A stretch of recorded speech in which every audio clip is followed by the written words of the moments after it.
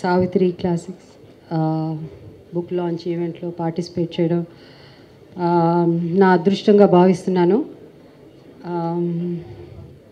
అందుకు పద్మవిభూషణ్ చిరంజీవి గారికి థ్యాంక్స్ చెప్పాలి. వారు నన్ను గుర్తుపెట్టుకుని నా ఇక్కడ ఆహ్వానించడం చాలా సంతోషంగా ఉంది. థ్యాంక్ యూ చిరంజీవి గారు. సావిత్రి గారి గురించి చెప్పాలి అంటే, సావిత్రి గారితో నేను కూడా 4 సినిమాలు నటించాను. చాలా చిన్నపిల్లని, అప్పుడు 14 ఇయర్సే. ఫస్ట్ సినిమా గుహనాథన్ గారి సినిమా, దాంట్లో నాకు మదర్గా యాక్ట్ చేశారు. కానీ ఆమెతో తక్కువ సీన్స్ ఉండేది. అప్పుడప్పుడే కొత్త ఫస్ట్ తమిళ్ పిక్చర్ అది. దూరం నుంచి చెప్పేవారు మహానటి సావిత్రి గారు అలా అని. ఆ రోజులో టెలివిజన్స్ ఇవన్నీ ఏమి లేదు కాబట్టి నేను ఏ సినిమాలు చూడలేదు. సో కొత్తగా ఫ్రెష్గా ఎవరి గురించి ఏమీ తెలిసేది కాదు. సో ఆమె గురించి అంతా అలా వస్తుంటే, ఆమె కారు దిగ్గానే సెట్లో లేచి నించునేవాళ్ళు. సో ఎవరు అని అప్పుడు మెల్లిమెల్లిగా ఆమె గురించి తెలుసుకోవడం. జయలలిత గారి 100th మూవీ బాగ్దాద్ పేరళగి అని ఒక పిక్చరు, దాంట్లో మళ్ళీ సావిత్రి గారుకి నాకు మదర్గా యాక్ట్ చేశారు. బట్ మాకు అసలు ఎప్పుడు ఇంట్రాక్షన్ కానీ సీన్స్ ఏమి ఉండేది కదా. అలాగ ఒక తెలుగు సినిమాలు అలా చేశాను. ఒక్కసారి మాత్రం దగ్గర పక్కన కూర్చుని ఒక సీన్ ఉన్నింది. అప్పుడు నీ పేరేమమ్మా అన్నారు. జయసుధా అని చెప్పాను. తర్వాత చెప్పారు విజయ నిర్మల గారికి రిలేటివ్స్ అండి వాళ్ళు అలా అని చెప్పారు. అవునా అలా అన్నారు. ముద్దుగా ఉన్నావు అన్నారు. సో అంతే ఆమెతో ఇంట్రాక్షన్.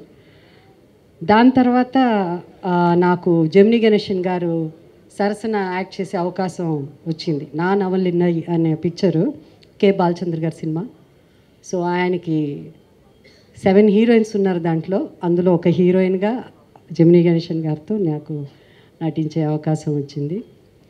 అండ్ చాముండి చాము, అలాగే గోవిందరావు గారు, వారు నాకు చిన్నప్పుడు సినిమా పరంగా కాకపోయినా మా అంకుల్ స్టాలిన్ గారు, అలాగే మా రేణత్త, గోవిందరావు గారికి చాలా చాలా క్లోజ్ ఫ్రెండ్స్ వాళ్ళు.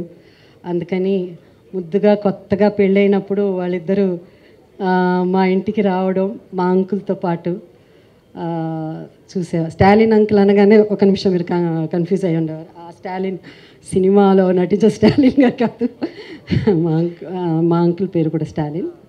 సో అట్లా వారు పరిచయం. ఈరోజు నేను ముఖ్యంగా నాకు ఏమనిపించిందంటే, ఇవాళ సావిత్రి గారి గురించి చెప్పాలంటే ఒక సెమినారే జరపాలి. ఎంత మాట్లాడినా అందరికీ చాలా మాట్లాడాలని అనిపిస్తుంది. తర్వాత టెలివిజన్ అలా వచ్చిన తర్వాత ఆమె సినిమాలు చూడడం, సావిత్రి గారే, nobody can replace. So she's అంటే తెలుగు సినిమా ఉన్నంత వరకు ఏదైనా, తెలుగు సినిమా ఎప్పటికీ ఉంటుంది, ఉన్నంత వరకు కాదు ఎప్పటికీ ఉంటుంది. బట్ సావిత్రి గారు అండ్ జనరల్గా ఒక హీరో ఉంటే ఆ హీరోకి చాలా పాత హీరోస్ అయినా కూడా యాక్టర్స్కి ఎక్కువ ఫంక్షన్స్ జరుగుతూ ఉంటాయి. కానీ ఈరోజు సావిత్రి గారిని ఈ బుక్ ఆవిష్కరణ నిజంగా ఒక హీరో చేయడం అన్నది ఏదో పొగడ్తల కోసం నేను చిరంజీవి గారికి నేను పొగట్లేదు. But sir thank you so much.